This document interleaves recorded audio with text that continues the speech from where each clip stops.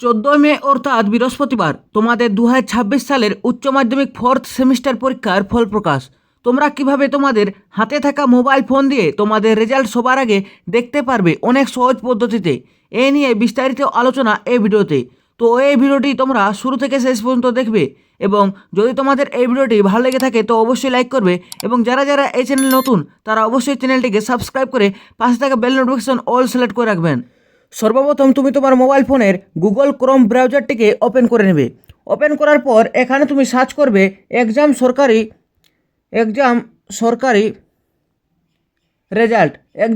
Result search করার পর তুমি এখানে প্রথম ওয়েবসাইট দেখতে পারবে।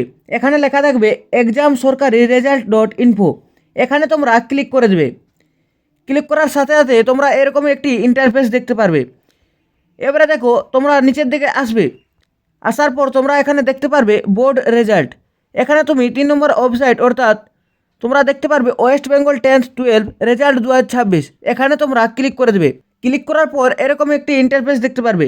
এখানে তোমরা নিচের দিকে স্ক্রল করবে।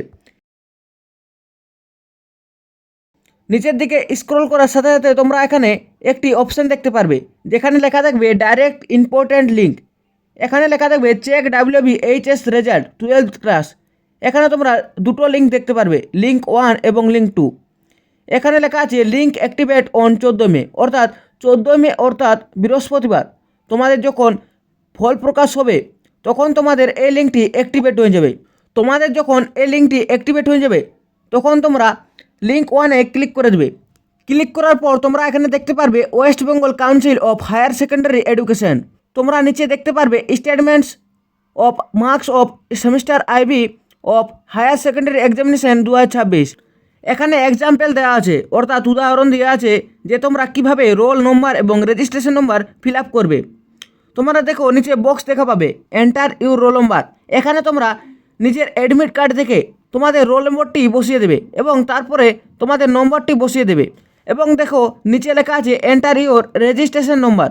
এখানে তোমরা অ্যাডমিট কার্ড থেকে তোমাদের নিজের রেজিস্ট্রেশন নম্বরটি বসিয়ে দেবে এবং সব কিছু ফিল আপ করার পর তোমরা নিচে সাবমিট বটনে ক্লিক করে দেবে। ক্লিক করার সাথে সাথে তোমরা তোমাদের কাঙ্ক্ষিত রেজাল্টটি তোমরা পেয়ে যাবে।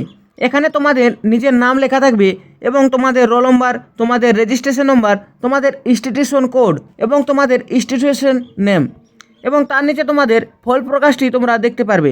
প্রথমে Bangla, English, history, pol science, Sanskrit এবং আরও অনেক কিছু।